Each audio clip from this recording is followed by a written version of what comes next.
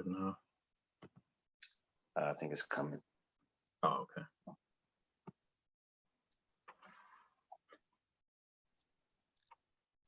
You taking summer classes?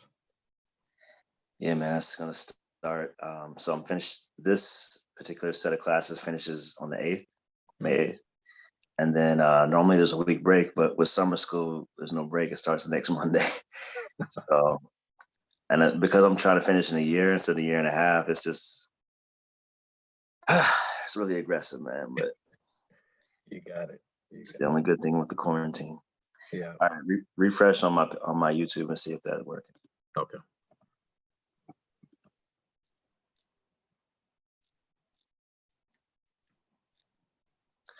Yeah, I see it up. Let me click on it here. Yeah. Okay, you probably heard that. Yeah, it looks good. Okay, side by side. Yeah. All right. Let a few people come on in.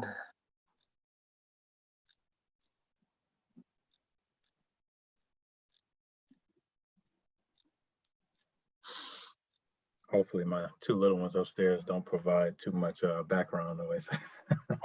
Same here. Mine ain't so little. But... No, your girls are perfectly behaved. Not at all. It's not even that, man. It's just like, I need a break from y'all. Like, can you go somewhere for a week or so?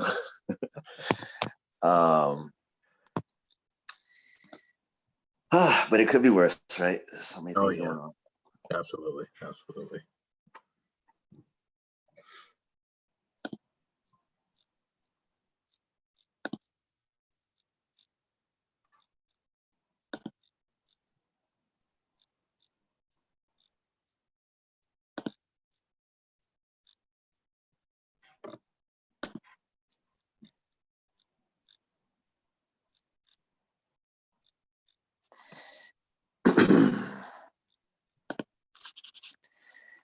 All right.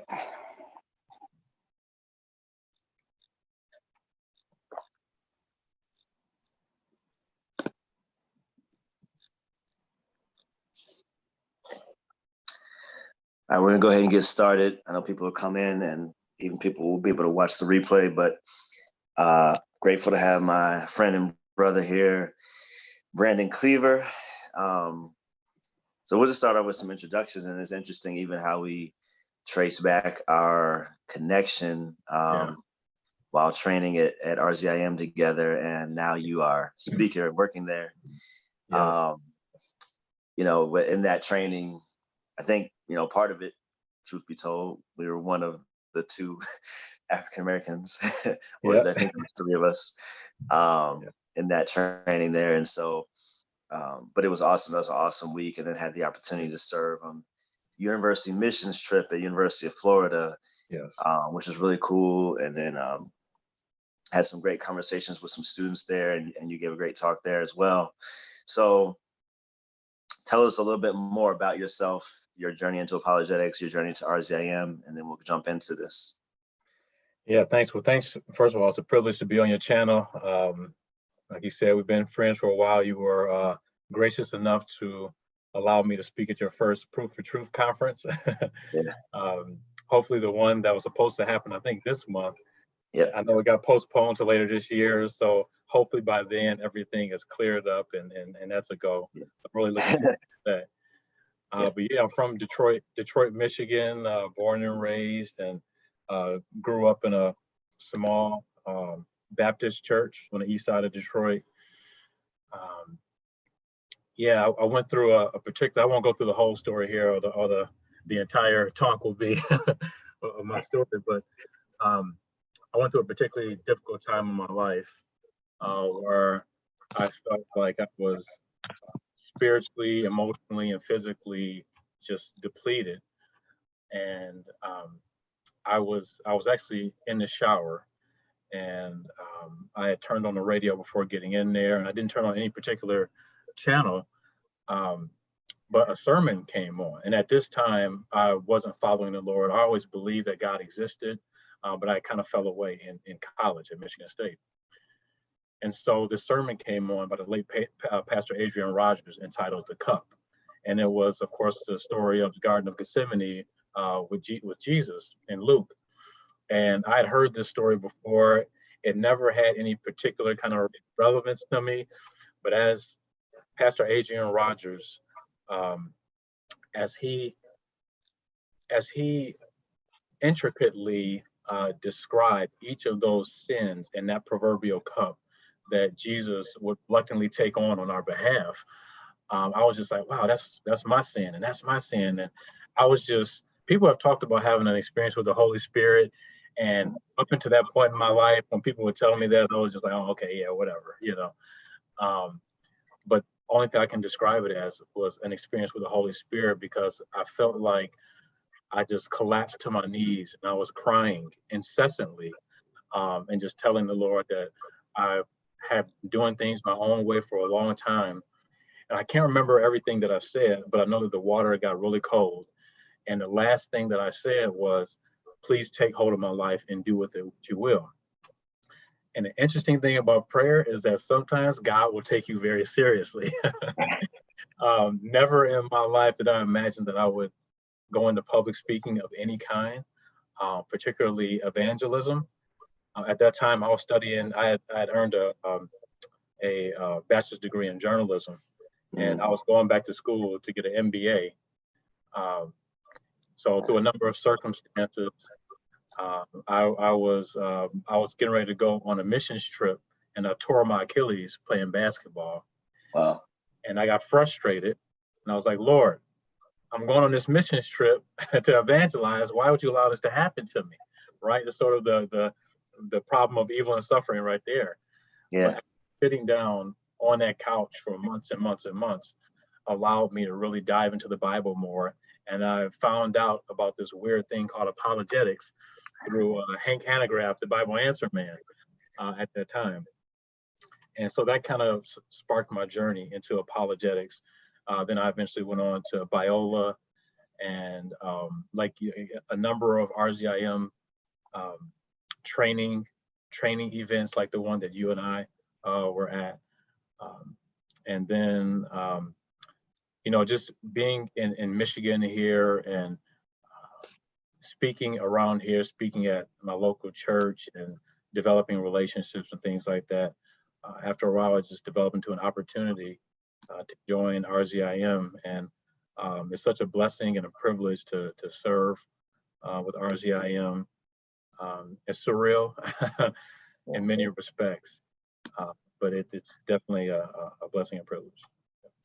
Yeah, man, it is interesting, the journeys that we take. And for those that know me, one thing that outside of apologetics, the main thing I teach and write on is purpose. Yeah. And remember even a few weeks ago interviewing Jim Warner Wallace and asking how, just because I know him better, and some people may not know this, but if you go back and watch the interview, he was an art major and then became a police officer. And I was like, do you see how God connects the dots in our lives? Yeah. Now, if you ever have seen any of his presentations, it's like, man, I can't keep up with that. The art, if you look at his books, he does all his own artwork. I didn't know that. Are ridiculous, yeah. And so my daughter and I my 8-year-old read the Cold Case for Kids book, and it's like it just how everything connects. And even at my time in life, I was going through about 12 years ago, going through financial hell for about 18 months. And I was on my own kind of quarantine because I couldn't do anything. But it was a very low time as is going to lead into how we talk about lament. Because at that lowest moment, that's when I learned how to study my Bible. That's when I learned how to pray. That's when I learned how to worship. That's when I learned, that's when I started reading apologetics. And I wasn't looking for anything. I was just partially bored, partially trying to be a good son, a good Christian. My mom used to send me books that I never read. First book I pick up is The Case for Christ at the back of the closet. And I read it, and it just clicked with me the way I think, that I'm a very logical, analytical person. And I wasn't looking for evidence, but when I found out that there was, it was like, oh, this is actually really affirming, really cool just to know that that exists. Right. So yeah, that journey just, we can't write all of the journey. I know we want to. I'm a type A type guy. Like I want to order it out and play it out. It don't work like that. That's right.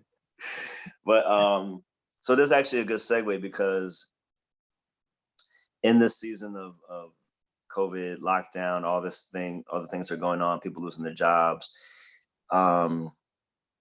reminiscing on where I was when I lost my job. And actually when I met you at RZIM, I had just lost, well, actually the first time I didn't lose a job, but this time when I met you, I had lost a job about the month before that. Mm. And it was kind of the thing that pushed me to go full time into apologetic ministry. But at the same time, there has to be a moment or a season where we fully grieve or fully deal with the thing or the person or the situation that was lost. So there are people right now. I have a friend who lost his mom in the situation of COVID. There are people dying that people know, that are close to them, family members. Yeah. And on top of that, they really can't fully grieve properly because they can't have full funerals. So I was talking with my friend about this other friend, and he was saying, man, did I say the right thing? And just for everybody, just so you know, there's never a right thing to say when when a parent dies. Like, you do your best. And if you never experienced that, then you're probably less is more, because I remember my mom passed a couple of years ago. There's nothing you can say. And I appreciate what people tried to say, Right. but that's just something that has to be dealt with. And so I told my friend about my other friend who had lost his mom. I was like, you have to just let him feel this. Yeah. He needs to feel the full weight of it. And that sounds harsh, that sounds bad. But I remember when my mom passed, I cried every day for 2 weeks straight. And then the day after the funeral, I was done crying. Mm. And I absorbed and felt the full level of grief. Not that I don't still grieve or think about her, but I didn't try to move on too fast, which is what I did when my dad passed when I was younger. And I think that was a mistake. That's what led me in college to some very reckless, destructive behaviors, drinking, doing drugs, selling drugs. And it was repressed. I didn't know it was repressed because we didn't talk about, like people didn't go back to the psychologist in that day. I'm not old, but it's just like that wasn't our thing, which is ironic because my dad was a psychiatrist. But oh wow. So just let's just jump in here and ask. I'm going to ask you the question: what is lament? For those that are watching that don't think about this word, although there's a book in the Bible with this name, and we'll get into that. What is lament? Yeah, thanks for that, and thanks for giving us a little bit of your personal story. I remember us sitting in Chick-fil-A, talking a little bit about some of those things. So it was good to kind of hear a bit of that as well again. What's interesting, you brought up COVID-19, and I don't know if there's ever been another time in the history really of the world where there's been this global communal liminal moment. And what I mean by liminal is this moment where we're all in between states. So we're used to the normality of our everyday lives, but COVID-19 and coronavirus has upended all of that. So now we're in this in-between space where there's this confusion and frustration. You don't know when things will get back to normal. You just said that for those who have unfortunately lost loved ones, you can't even grieve properly. You may be afraid to go outside and even do something like go to the store and get groceries. There's all this confusion bound up in this in-between moment. And we're wondering, when are we going to get to the other side of this? When is hope going to really manifest in some real and concrete way? And so thinking about this, I think that we're in this not just national, but global moment of lamenting. And lament is the sort of the raw act of giving voice to or communicating our deepest emotions. Whether we go online or read the newspaper or talk to friends like you just mentioned, things like solitude and isolation are just overwhelming a lot of people. You know, right here in Detroit, I read this story the other day. It was so hard to read. There's this 5-year-old girl. Both of her parents are first responders. So of course that means that as first responders, they're going out to help protect people, to help maybe those who have the virus, help them deal with the symptoms so they can get on the other side of this virus. And the painfully ironic, tragic part of the story is that although they were going out to do these things, right here, right in their home, they couldn't stop it. And their 5-year-old girl ended up contracting the virus and passing away from it. A beautiful, beautiful girl who was healthy. This was the first case I heard about of someone under the age of 10. So it's all of this lamenting that's going on. And I think that people need a way of expressing it. And part of the way that you express it is part of it. It has to do with whatever worldview you hold to. If you don't hold to the proper worldview that will make sense of the realities of what that we're experiencing and will give some type of tangible hope, then it can feel like a hopeless situation. So in a nutshell, that's what Lament is. And that's great, and I'm glad you set it up that way. So, and maybe we'll get back to this, but just I think I was talking with somebody about the opportunity that the church has right now. Yeah. Which, you know, I don't want to minimize the pain of any situation, but I say that because I was talking with a pastor in Dallas, and we're loosely discussing just that everyone has an internet church now, and people are watching online, and the viewership is going up because people can kind of be anonymous, so it's like they wouldn't walk in your church, but they can kind of watch you. Right. And you don't know who's watching, but maybe if we view this as an evangelistic opportunity to give the one answer that I believe exists, the only answer that exists, is the hope in Christ. And I think that this is really significant because the Bible, outside of any other religious book I've ever read, and I don't really like calling it a religious book, although, you know, I get that, because of the documents that are written and compose the corpus of the canon. Right. It's more than just a quote unquote religious book. But I think that as we even think about Lamentations, all the Psalms, even a lot of things that Jesus went through and the disciples, like the Bible does shy away from this issue. It doesn't shy away from the pain, the suffering, the evil, the hurt, the heartache that we will experience as we go through life. And I think that's really important because, number one, that means that we should expect that. Yes, right. Not that we should expect COVID, but we should expect certain things. Yeah. And number two, it doesn't leave us with just that being the end. Right. So it says, look, expect this world to bring you some pain and some suffering, but know that I've overcome it. In other words, know that there's hope, not just on the other side in heaven, but even within this world here.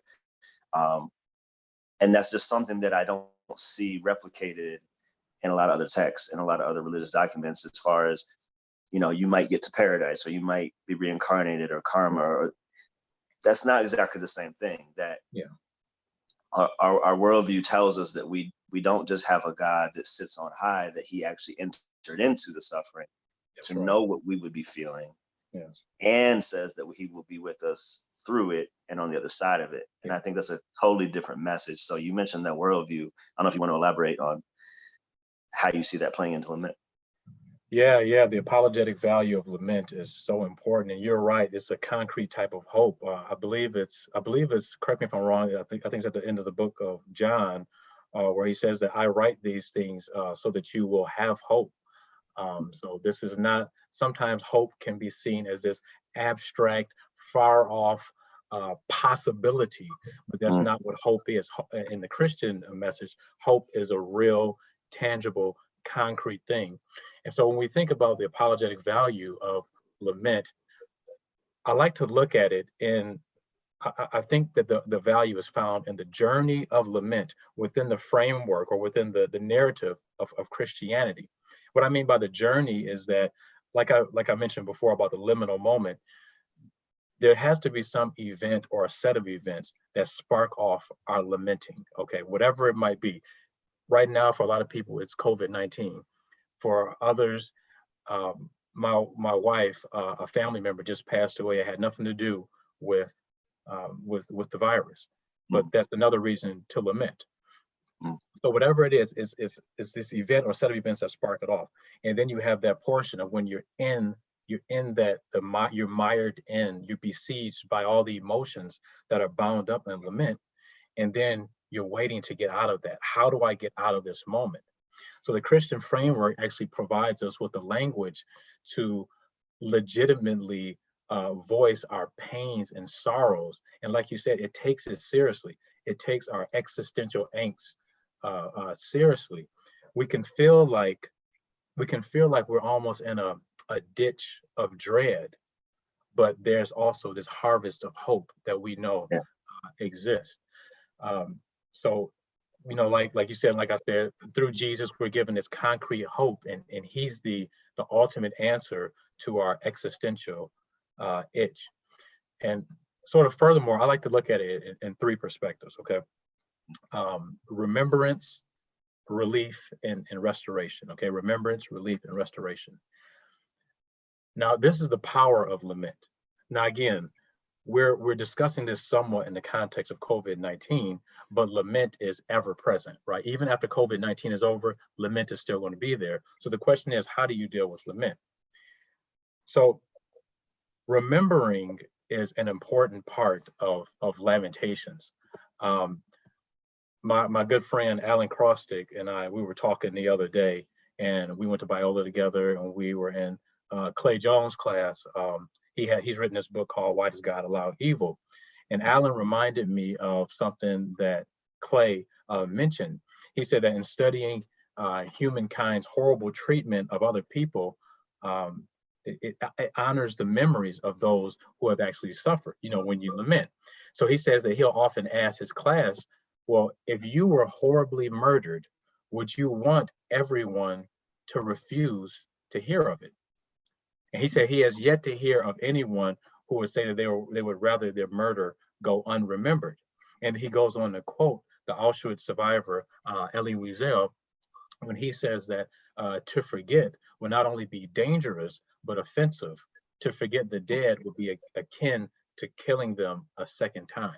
And I think that's why this idea of remembering even these times of intense suffering and pain is so important. And like you mentioned earlier, the Bible takes this so seriously. If we think about way back in Exodus, lament actually played a key role in the Israelites and God rescuing the Israelites from the subjugation of the Egyptians.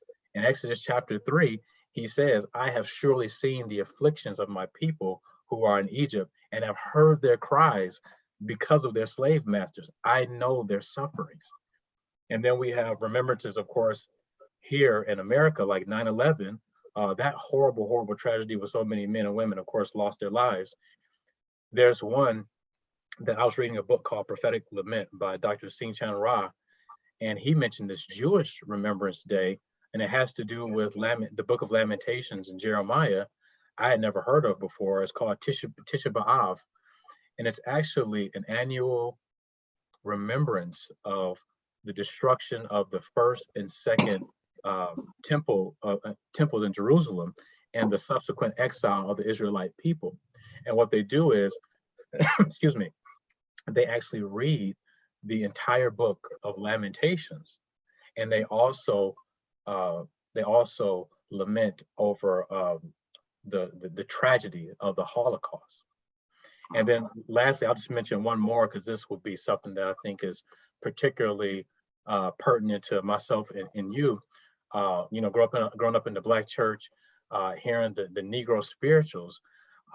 There's the Negro spirituals, I think, are one of the most underserved literary pieces of work, or pieces of work that we have in American literature, and they contain such incredible prose.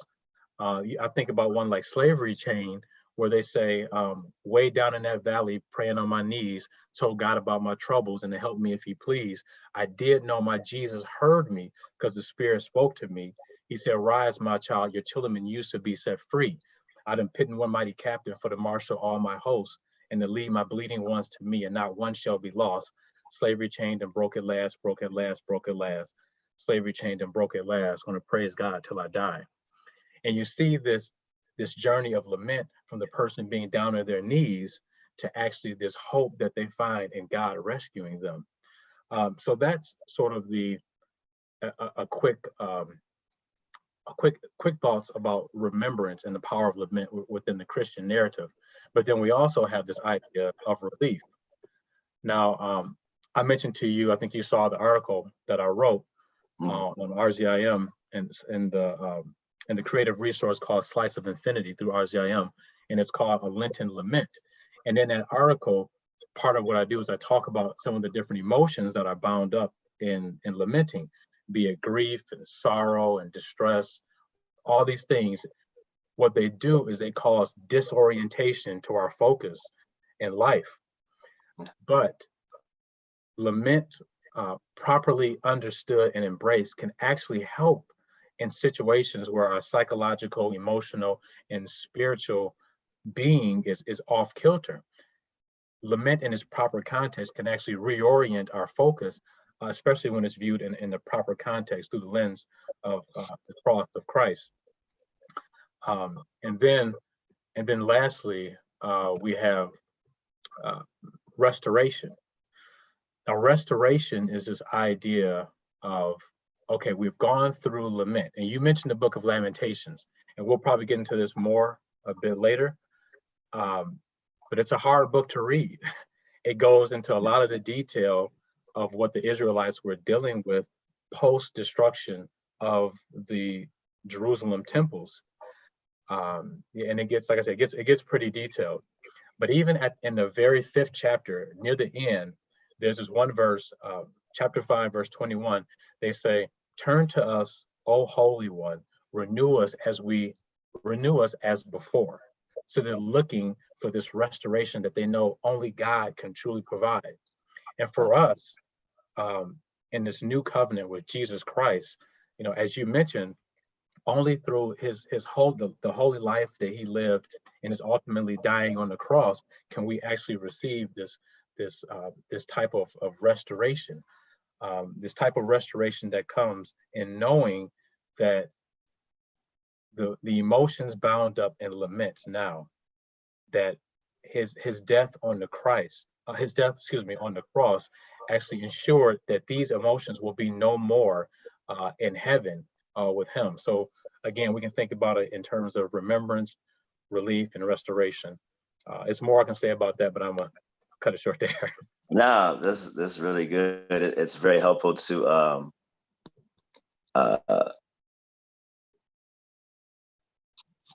hey man, there's got people in the comments here. No, it's helpful, those mnemonic devices to remember. And actually, even as I say that, one of my next questions is going to be,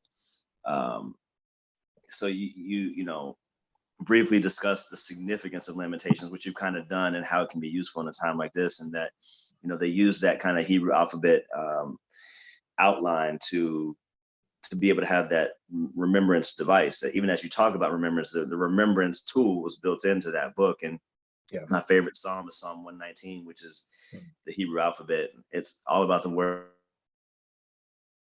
Those who know me know that I'm a student of the word and I love the word. Before I ever became an apologist, I was a Bible teacher.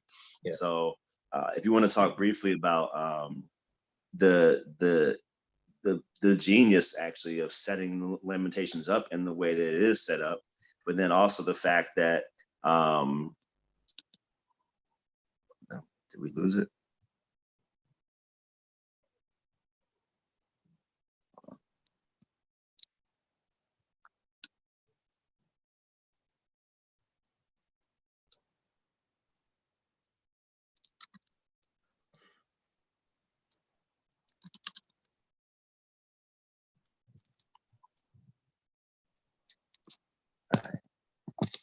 not sure what happened there.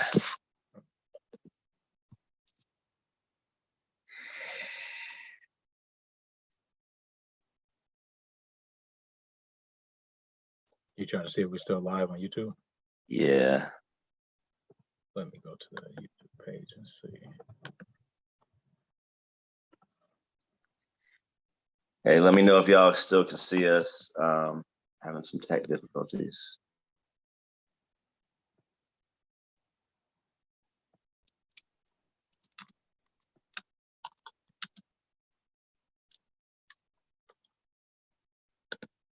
Yeah, it seems to still be live. All right, I'm gonna keep flowing. I hope this is getting still recorded. All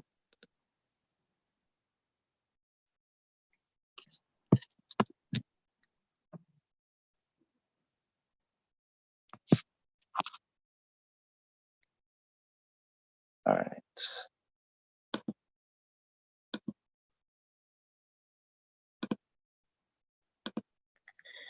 All right, so we were talking about Lamentations. So can you just touch on that real briefly? I think we're back on, still here. Cool, loud and clear. All right, thanks, y'all. All right, so Lamentations. The fact that that book is set up the way it is, and actually, let me double this question up. So I was reading through Jeremiah in my own kind of private study last year, and one of the most eisegeted passages in the whole Bible, Jeremiah 29:11. And actually, for those that are on here right now, I'm doing a course called Bibliology. It's going to be on May 4th, so a little over a week. May 4th, 7 to 9 p.m. Central Time. Go to bibliology/eventbrite.com. I'll be dealing with some hermeneutics and apologetics basics. But I say that to say, when you read the first 28 chapters of Jeremiah, it's not great. It's kind of rough. And I'm being light with that. And so we know why he was called the weeping prophet, and even as he laid out Lamentations. So the fact that this prophecy had to be told, I think Jeremiah struggled internally because it was his own people. Yes. The same way Jesus struggled when he looked over Jerusalem in Matthew 23 and said, I lament for you. I weep over you. I love you, but rules are rules type of thing. Paul, the same thing, like Israel, I came to you first. You should have got it. And look at Romans chapter 9. And he's like, look, you had the advantage, but there's another group been grafted in, but I still weep over this. It's not a happy loss, and it's not a permanent loss. I want to be clear too. So I think touch on, Lamentations and Jeremiah and what angst maybe even he was feeling as he had to kind of give that tough love. Yeah, I'll start with the Jeremiah one. I know that is a lot of people's favorite verse. So let's back up for a minute and talk about and just briefly talk about the context. Okay, so Jeremiah was an Israelite priest, and he was commissioned as a prophet, and like you mentioned, he had to give this hard message to his fellow Israelites of God's judgment. And it was God's judgment against them, his justice and judgment against them because of their perpetual and continual disobedience. They're breaking the covenant that they had agreed to with him. So understanding it in that context, we have to then ask ourselves, as we read it, the blessings, the curses, whatever is talked about in this book has to fit within this context. And then after we understand the historical context, we then have to take that information and say, okay, what principles can then still apply to me today? So we can't just take one verse out, forget about everything that may be associated around it, and then apply that to our lives. I think, though, there's a lot of lessons you can take out of Jeremiah for sure. One, though, would be that continual disobedience could result in some type of discipline from the Lord. And while that may seem like harsh or it may seem daunting to some, again, he doesn't leave us. He never leaves us those that he loves and those who have professed their faith and their trust in him. He never leaves us in this place of darkness or despair, because I believe it's in Hebrews and in Proverbs, it says that the Lord chastises or disciplines the ones whom he loves, right? So this moment of pain he's preparing us for an eternity of prosperity in heaven with him. It's like literally 30 minutes before we got on this call, I got 2 calls from the hospital saying that, hey, your Braylon, she's now 18 months. You can bring her in for, her shots or whatever. Bryson, he's coming up on 3 years old now, so he can come in for his next set of shots as well. And I know that when I take them in there and they get these shots, they're gonna be crying and looking at me like, I thought you loved me. Why are you letting me go through this, Dad? But I'm setting them up. I'm setting them up for health here. So I think we can look at God's discipline in a similar way. I know it's a silly example, but no, that makes perfect sense. Yeah, but then also to your second question here about Lamentations, and I think the word that you used to describe the mnemonic, the Hebrew alphabet, the mnemonic way in which it was divided, the word you used was genius, and I think that was so appropriate. If you think about the fact that they're remembering the destruction of the beloved holy temples of Jerusalem, this is a sacred thing. A lot of scholars actually call this a funeral dirge. So you want a way to easily remember and recall this. And this goes back into those 3 points I made earlier. The first one about remembrance and the Bible taking it so seriously. The interesting thing about Lamentations to me is that God saw fit to convey this deep, dark historical reality, and everything that came from it within the beautiful context of poetry. These two things seem almost diametrically opposed, but I think it shows something about God. It shows that although he doesn't see beauty in the mourning itself, he does see beauty in the person who's actually doing the mourning. You know what I mean? The person who's going through the suffering. So it reflects how much he loves us, how special and the intrinsic worth and value and dignity that we have towards him, for him. No, that's really, really good. Actually, I have if anybody you can see this book here by C.S. Lewis called Grief Observed. And I actually read this a couple years ago. My mom passed away, and I actually read this after that. And if you know about C.S. Lewis' life, his wife passed away tragically. And as he's trying to process that is, and if you read the book, like, he's real honest. The range of emotions that he's feeling, it's not really written like a lot of his other works where it's perfect structure. He's just literally journaling almost and processing. And I think that is what a lot of times it takes, because you have to understand, as Brandon was saying, that in the lament, something has been lost. Yes. And whatever's been lost is probably not coming back, and almost certainly is not coming back, at least not as it was. And so to cope with that reality, that unchangeable reality, could take some time. And so if you were jumped on late, I was saying when my mom passed, for the first 2 weeks, I cried every day. At some point in that day, I cried every day.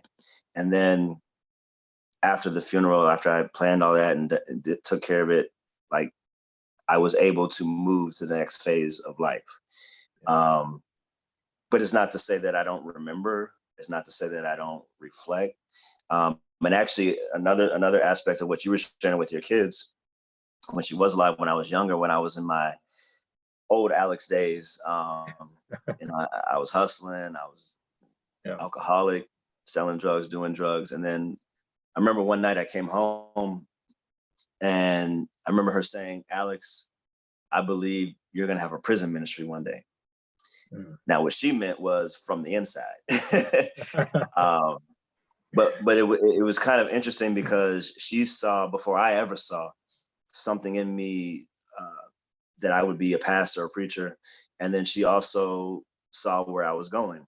And she understood that as Romans 11:29 says, the gift and calling of God are irrevocable. They're without repentance. In other words, whatever he's called you to do is still what he's called you to do. Whatever he's given you to do or gifted you to do, that doesn't change. We might change the circumstance through which we do it based on our actions. But she was, even in that moment, I believe, lamenting over the fact that it probably wasn't going to work out the way that she wanted it to work out for me. And it almost didn't, but God kind of bailed me out in some situations. So I think all of those, you're not too late, Titus. All of those points are great. Now, Josue, we met him at U of F, if you remember. Yeah, Josue, what's up, man? So I'm going to go off script a minute because he asked a really good question. Yeah. He said, how do we position our hearts to lament over what the Lord laments and feel what he feels? It's an interesting, it's a really good question. And I think one of our prayers should always be, God, break my heart with what breaks your heart.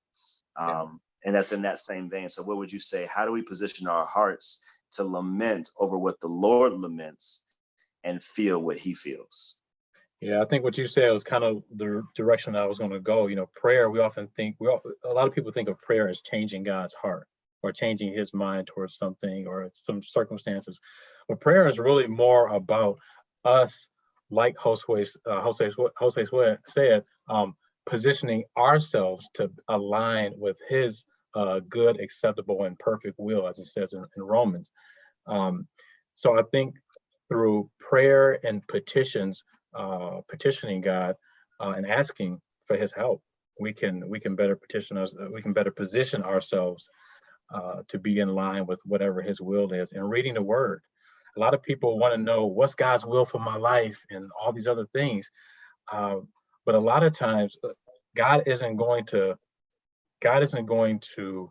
give you every step of the journey. Okay, that if he did, that wouldn't involve any faith, right? You're going to have to take time, pray to him, learn the word, learn the things that you ought to do, the things that you ought not to do, trust and learn along the way. This life is a journey. It's preparing us for our ultimate eternity with him. So part of that journey is making mistakes, learning from those mistakes, and then remembering. Again, we keep talking about this remembrance, but remembering those mistakes so that we don't repeat them and so that we can help others as well. Hey man, you said the key right there. And I've been dealing with youth ministry for 15 years, more heavily in the past. But one of the things I always would tell kids, and I always tell myself, I tell my whole story. And I think that's one thing in church we got to get better at, being fully honest, fully open. I believe discipleship being life on life. You got to share your whole life, the good, the bad, and the ugly. But I would tell kids and teenagers, I know you're going to make mistakes, just make different ones. Yeah. I'm telling you how this is going to work out. I've been arrested. I've been, left out. I've been almost in situations where I should have been dead. Don't do what I did. Do something different. Or don't do nothing like that, better yet. Kevin asked, is there a time limit on lament? And I said, I think every situation is different. Yeah. So when I lost my job, I lamented that. And actually I had like a 6-month window, because she was like, this was a 6-month improvement plan or something like that. So those 6 months, I kind of was in lament while I was still working, because I knew where it was heading. And I knew where I was heading, more importantly. It wasn't really about the job, because I was already planning to leave anyway. But the lament had started earlier. And so I was able to deal with that way. With my mom, it was unexpected, although she had some health issues, but it was unexpected in the sense I had talked to her earlier that day and she was fine. Yeah. She had eye issues where she was a step away from blind. And the day before, I had spoke at this conference in New Jersey. It was a great time. I got back, I'm feeling great. And then even that day, that Sunday, great, talked to her. And then later that evening, my brother called. And so the situations where you're caught off guard, I think it's going to determine how you lament and how long that takes. Because when you, especially in situations where you can't say goodbye or say goodbye to, that's going to hit a little harder, I think. Yeah. But I think the other thing is we gotta understand the power of fellowship and the power of brotherhood and sisterhood and community. Because without that, you're not going to ever be able to fully grieve, or have the systems or people in place to catch you or to bring you back up. So what I don't know, what else would you say to that, as far as, is there a time limit? Yeah, man, what you said was so beautifully articulated, and like you mentioned, what can seem like a pinprick to one person is a gouge to someone else. So we can never set sort of this arbitrary time limit on things. And I'm so glad that it was Cameron. You said that mentioned it. Yeah, thank you so much for this question, Cameron. Kevin Abishai. Oh, Kevin. What's up, Kev?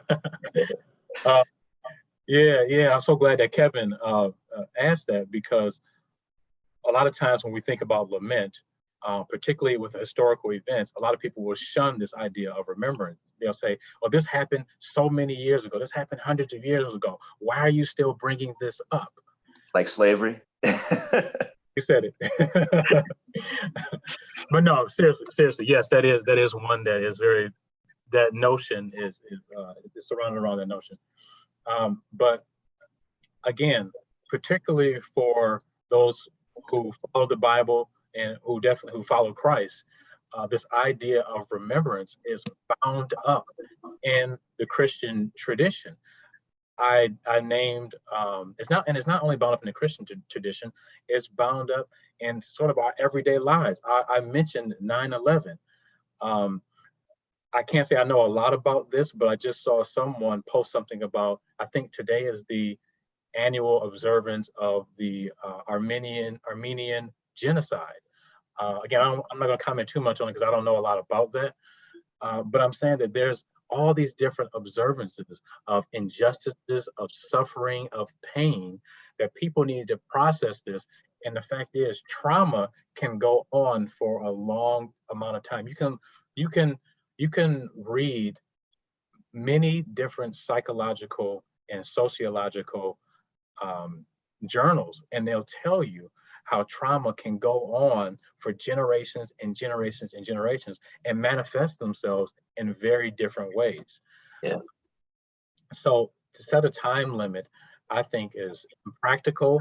I think it's unbiblical, and actually, I think it's actually unkind to someone. We're called to mourn with those who mourn and weep with those who weep, not to tell someone that you shouldn't be mourning over this, or that your pain is something that's not authentic. That's not my place. That's not my place to do that. My place is to do exactly what Jesus mentioned and what's outlined in the small book of 2nd John. In that book, and it's only like maybe 13 verses or something, like very, very short. He talks all about loving one another. He goes over and over and over about that. And I think that's what we're called to: love God on a vertical level and love one another on a horizontal level. Yeah, absolutely. Couldn't say it better. So let's shift slightly. It's not really a shift because it's still in the same vein, but you had in your article, and if anybody hasn't read that article on, is just go to RZIM.org and Slice of Infinity. Yeah, Slice of Infinity, or you can go to the search engine and just type a Lenten lament, and it'll come up that way as well. So in that article, Brandon had written maybe about a few weeks ago, but in there you referenced Nicholas Wolsterstoff. I can never say that name. I read this book by him last semester, and it's short, but it's deep. He packs a lot of philosophy in there. But he was lamenting for his son, and I want to just read this quote. He said, "To believe in Christ rising and death's dying is also to live with the power and the challenge to rise up now from all our dark graves of suffering love. If sympathy for the world's wounds is not enlarged by our anguish, if love for those around us is not expanded, if gratitude for what is good does not flame up, if insight is not deepened, if commitment to what is important is not strengthened, if aching for a new day is not intensified, if hope is weakened and faith diminished, if from the experience of death comes nothing good, then death has won. Now, we, many of us, if not all of us, have experienced death, maybe death of a close one, a loved one, a friend, someone we knew growing up. I feel like I've been to so many funerals in my life, and not even from violent situations, but those as well. But I think what you said is so well taken, because everyone processes things differently and at different speeds. Yeah. But I think that the sad note, I live in Chicago. This COVID ain't slowing these cats down out here, man. Like, they still out here, non-quarantining themselves out here in the streets. And so, Yeah. But I've been to the funeral of two of our teens that were killed by gun violence in the past few years. And so what happens is, and kids I work with and others I work with, you get desensitized. And in that way, I think, too, to Nicholas Wolterstorff's quote, death has won. Because especially if your worldview doesn't provide any hope, and you think that this world is all that it is, and then that is the way that your loved one leaves this world, your hope, if you had any, is further diminished, and death has truly won, because there is nothing good that can come from it. I mean, they put your face on a T-shirt. That's a lot of what they have to offer, and Detroit's, similar. So yeah. What do you say to that, especially in a minority community, where we're very accustomed to grief, but maybe not so much to lament? Yeah, and especially now with everything going on with the virus, maybe a lot of people aren't aware of it, but living in an ethnic minority city here, the racial disparities of those who've been afflicted and ultimately perished because of the virus, it's affecting the African American community at a much higher rate, which is very scary, and it's something to lament over as well.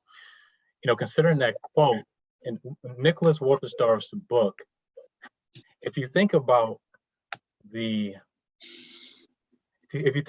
quote, it's astounding that he could be in this pool of sadness, but still write something so raw and so profound. You know what I mean? It really captured me. I think just like it captured you. And I think I answered the question actually by asking sort of a rhetorical question. What does it mean to live an incarnated life or a resurrected life? What does it mean? What does it mean as a Christian to live with hope as always in front of you, no matter what? Right. So being a follower of Christ involves this synthesis of orthodoxy and orthopraxy. Oftentimes, unfortunately, some will look too much to orthodoxy, or this idea of knowing or having the right beliefs, or some will go more towards this idea of orthopraxy, or practicing the right thing. But I think Christ actually calls us to not only know the right things, but to also practice those right things. So it should be a merging of the two. And so when we do this, we have this there's this communal expression that comes from us. We care about our neighbor. We care for those who are the most vulnerable in our society. Nicholas Wolterstorff, in some of his other writings, like his big tome on justice, he talks about I forget the term he uses, but he talks about the four most vulnerable people groups during the biblical times, and in the association of words like justice and righteousness with those groups. So he talks about how God is always looking to help the poor, the widow, the alien, and the orphan. So we have to ask ourselves, in our 21st century reality, who are the most vulnerable in our society? Who, as Christians, are we supposed to come alongside and help and fight for justice and fight for righteousness and those types of things? Like I mentioned, there'll be this communal expression that naturally exudes from us, and that's what Wolterstorff was talking about in that quote. And another quote that he says, that I think it's brief, but again, it's very poignant. He says that even in his suffering, he says, to my surprise, in pain's particularity, there's universality.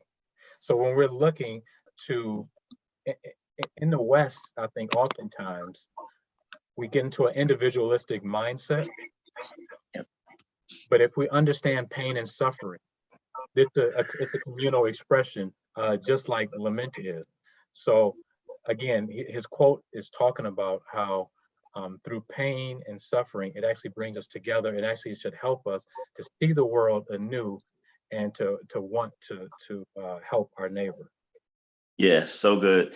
One of the things I'll be talking about on May 4th on the course on bibliology is, and at least in the hermeneutic portion, is about the difference in the Eastern and Western culture and the collectivist versus individualistic nature of those two.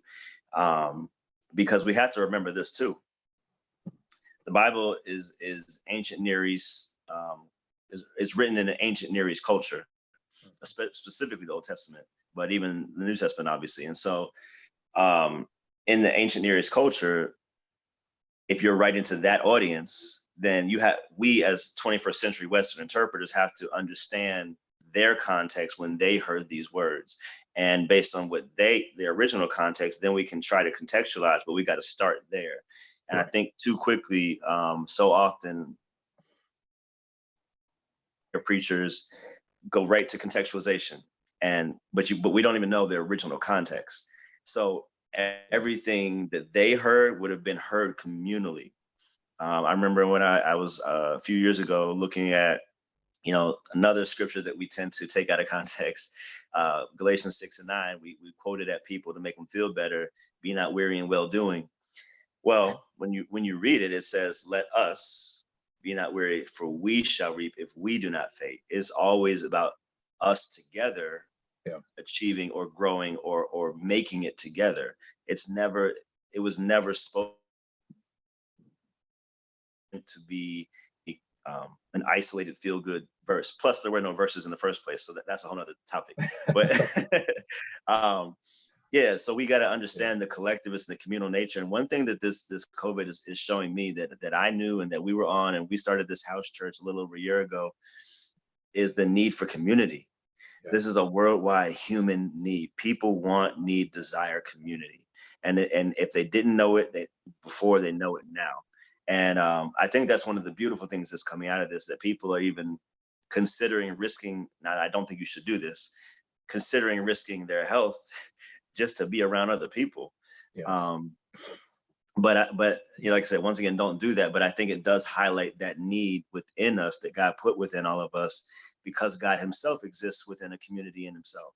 Yes. That is part of the image that we bear in our Imago Dei. So I think those things are significant to remember. And I think that when we grieve in isolation, it tends to, and there's a season, or not a season, there's times for that, I'll say. But I think you got to get around other people as soon as possible, just to kind of bring you back to reality, so that you don't stay in a sunken place, as it were. So those are great points. We were just, what you said made me think about something. We were on a Zoom call, just checking in on, a couple of our colleagues, and one group on the call, someone came to the door, and it was like their eyes lit up. It was like, wait, someone's here. What's good? And it was a pastor dropping something off for a Bible study that they were doing online, and they were adhering to the 6 feet rule and things like that.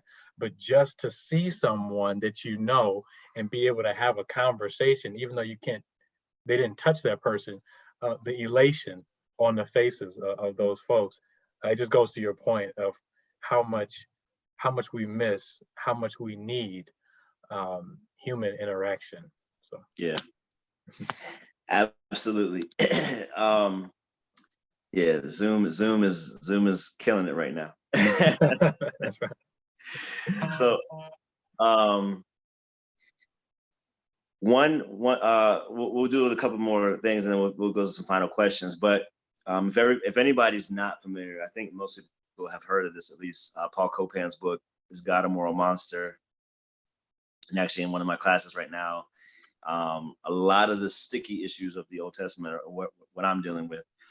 And reading this or rereading this and just trying to make sure we understand everything in context, number one, but also coming back to this idea that in the Christian worldview, it's not only that we have this hope, but I want to just re-stress this to everybody, but that God, our God, actively embraces and addresses and acknowledges seasons of lament and their reasons that precede them. In other words, the fact that you're going to lose somebody, that you're going to lose a loved one or money or a job or whatever.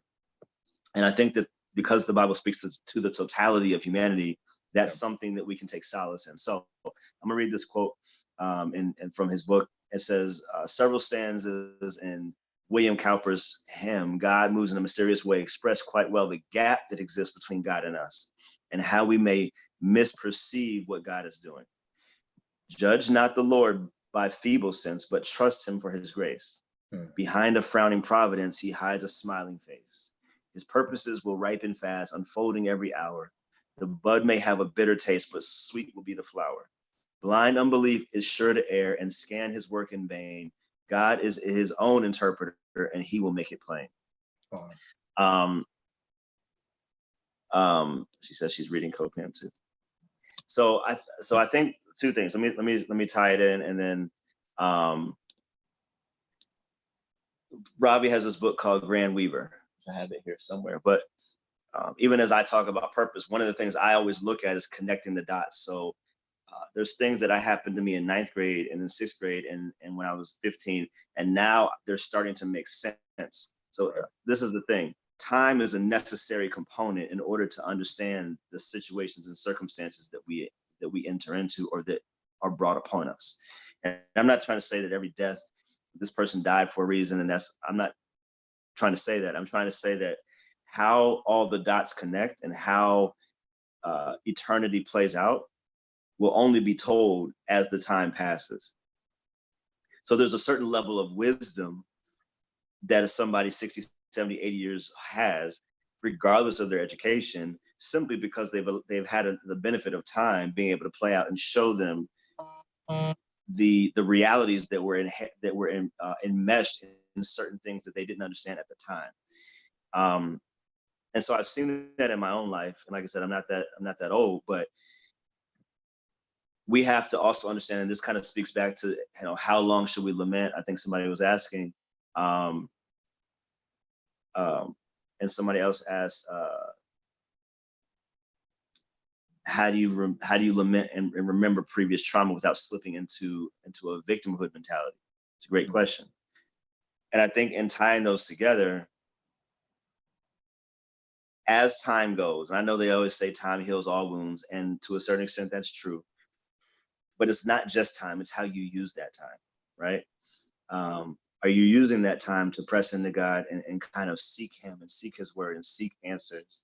Are you using that time to fellowship? Are you using that time to study or even grow in your own understanding of yourself and of what this means and what this person or what this situation meant to you? Yeah. Are you able to reflect, as you said? Are you able to remember? Are you taking that time, or is that time simply passing? So I think that is a component, because none of us has the viewpoint or the vantage point or the perspective that God has. Right. So because we're temporal, he's eternal, there's always going to be a lag on our end. but that doesn't mean we can't get a better glimpse, if that makes sense. Yeah, that is, wow, that's beautifully stated. I almost want you to re-say all that.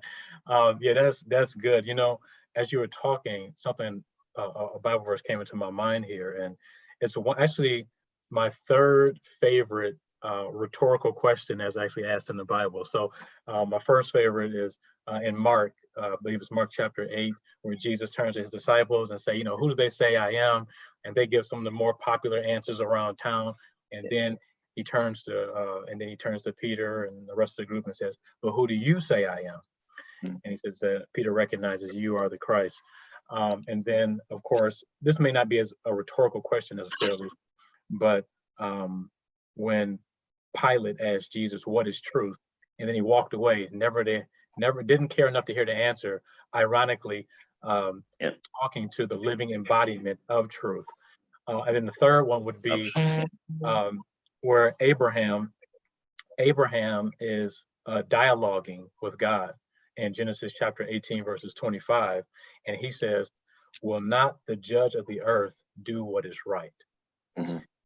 That is almost a haunting reflection to me. Because when we think of this issue of, or the problem of evil and suffering, oftentimes the answer is, I don't know. I don't know why this happened to you. I don't know why God might have allowed these circumstances to answer or to happen to you. But even in that lack of knowledge, like you said, even in that lack of knowledge, what does his what is his character? What can I know about him that can still give me enough faith and enough trust in him? What is his character like? And I love the way my friend and colleague Abdul Murray puts it. He says that you know something's value by the amount that you're willing to pay for it. And Jesus paid the ultimate and immeasurable price for each and every one of us on the cross. That's how I know that I can trust God. That's how I know what his character is like. Self-sacrifice is the greatest expression of love that one could ever commit.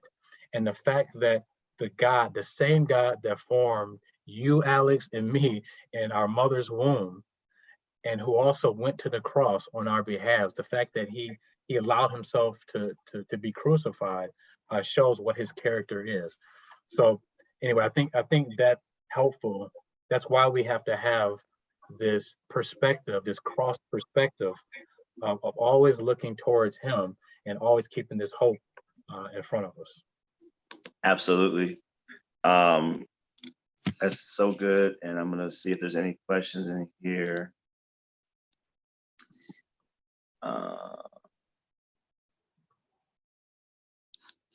All right, so let's go here. There's a couple more final questions. When did you start to see some apologetic value in lament? Like what did something happen in your life, or was there just epiphany? Yeah, I would say I started to see the apologetic value of lament actually in writing this article a few weeks ago. I'm not saying that no apologist has done this, so I'm not saying I'm blazing some type of trail here, but I'm just saying in my experience, I haven't seen or heard an apologist really talk about lament and as having this apologetic value per se. Well, I guess to a certain degree, yes, some of Ravi's books have addressed it, but it's been, I would say it's been few and far between in the apologetics community. I think the reason for that is because we're so situated in this rigorous intellectual dialogue that often emotions are often dismissed. But the problem is when we dismiss emotions, what we end up doing is dismissing the person who's evoking or expressing these emotions. And that's why in Colossians chapter 4, verse 6, it says, let your speech always be gracious, seasoned with salt, so that you may know how to answer every person. Not every question, but every person. And so even though our emotions can't be our guiding principles, God gave us emotions for a reason. And so we shouldn't dismiss those. But yeah, I think writing that article, A Lenten Lament, actually got me thinking more about it, and how lament is kind of intrinsically bound up in the problem of evil and suffering. Yeah.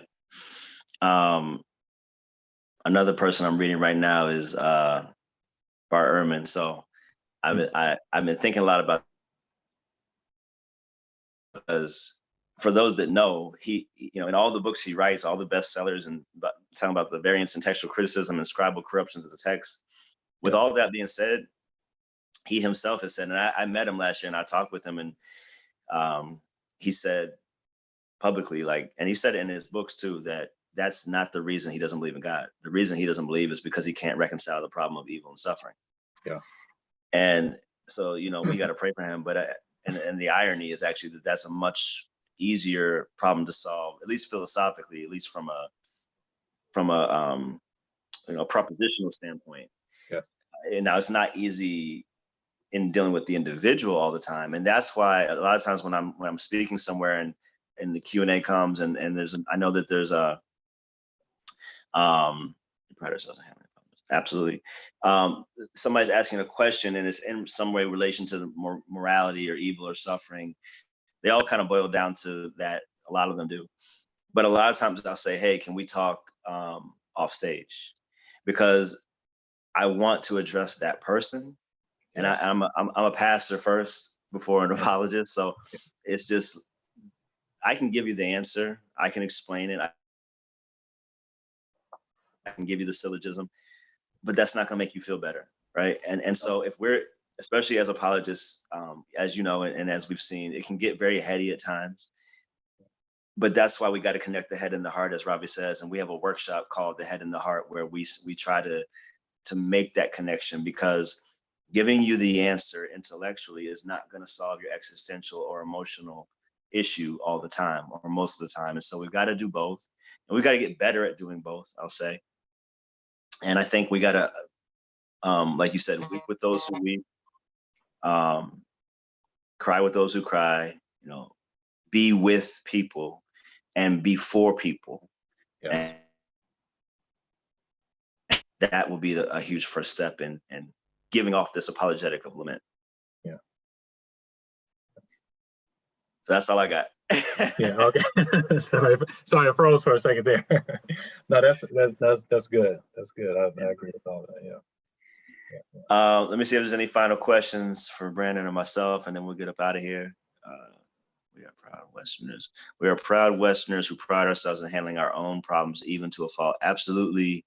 Apologist in Detroit. You know who this is up in your neck of the woods? I have no idea. No, I was kidding. That's my brother, Chris Samuel. Oh, okay. What's up, Chris? Sometimes we get the non-believers many times are just hurt. Absolutely. Titus has a great point. And I think, so for me, like one of my most popular or favorite topics is I talk a lot about the scientific evidence. Yes. Mostly because that's what I like. It's not, and people do need it and they want it, and that's fine. But most reasons that people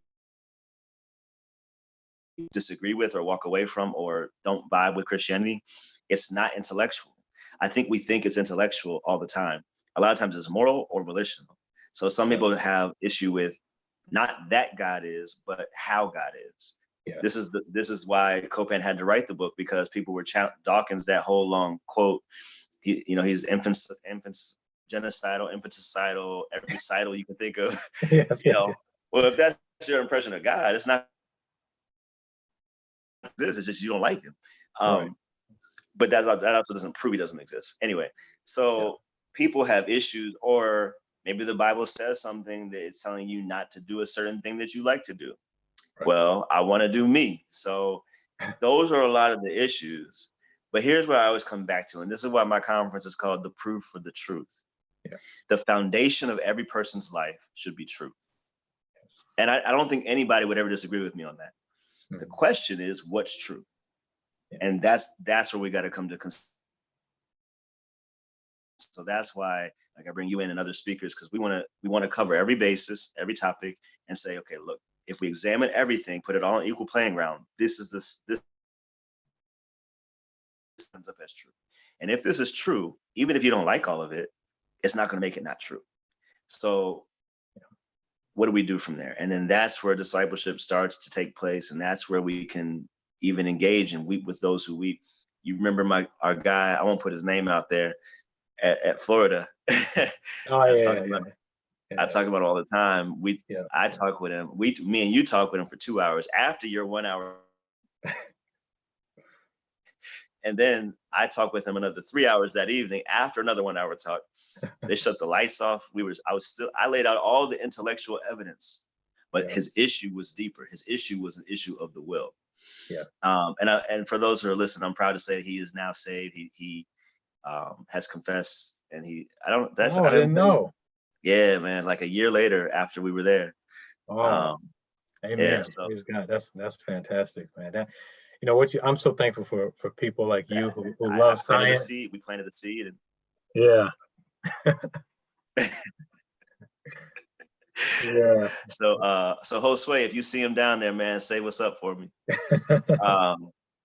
Yeah, man. So that's doing some fantastic things too. I see he's doing some ministry things too. So that's I'm so glad to hear how he's continuing to foster that environment down there. Absolutely. Yeah. Praise God, Kevin. All right, y'all. So we're gonna get out of here. I don't want to hold you too long. I thank y'all for joining in today. Stay tuned. So next week, special guest coming on is Abdul Murray. So stay tuned for that. Next Thursday, I'll put out some reminders and everything. And then there'll be some more guests coming after that. Until then, thank you, Brandon. Can I say one more thing? One more thing, Alan? Yes, sir. Okay, sorry. I just didn't. A lot of times we'll talk about these things and they can be like overly abstract, and people are looking for some practical stuff. So I just want to mention just a couple practical things that people can do just real quick here. Number one, and I'm gonna go real fast. If someone wants to talk more in depth about it, you can find me on Facebook at Brandon W. Cleaver. You can search for me on Instagram or Twitter as well. I'm getting better at social media, so I should see if you contact me. Anyway, here's a couple of things that you can do. Number one, not hold back your emotions. I know as a man, or as men, oftentimes we're told to hold back our emotions, to not express ourselves. But this couldn't be further from what we need. And it's certainly not what Christ would want us to do. So feel free to express your emotions. Number two, I would say, when appropriate, enter into a time of confession. Confess the things that sometimes we lament because we've done things that we shouldn't have done, and now we're reaping the consequences. Or perhaps someone has done something to us and we're holding on to a grudge, and we don't know how to deal with the emotions bound up in that grudge. So confession to God also is very helpful. Ask for help. Again, praying to God, or if you feel like your lament is at a point where it's not getting any better, sometimes medical help is appropriate and necessary. So a psychologist can help you, or whoever in the medical field. Don't be ashamed to look into that avenue as well. And finally, I'll say, turn to God. Again, Jesus Christ is what I mentioned earlier and what Alice has mentioned. He's the ultimate answer for all of our existential cries, all of the despair, the sorrow that we experience. He said that one day there'll be no weeping, no gnashing of teeth. And that is the hope that compels us. His love is what compels us. And our hope in him is what anchors our soul during the most difficult times of our lives. So I would implore everyone, if you're a follower of him and you're besieged by pain and suffering right now, continue to look to him and ask him to carry your burdens. If you're someone who doesn't know Christ, particularly in this time when we're sheltered at home, excuse me, I would implore you to perhaps read the book of John and pray and ask God, if you are real, to, reveal yourself, to help me to see you. Just pray to him, and he will answer. Amen. Thank you, man. I appreciate you. Thank you. Love you, brother. Love you too, man. Stay safe out there. All I'll right, talk you too, to man. you all later. All right. Take care now. All right. Peace.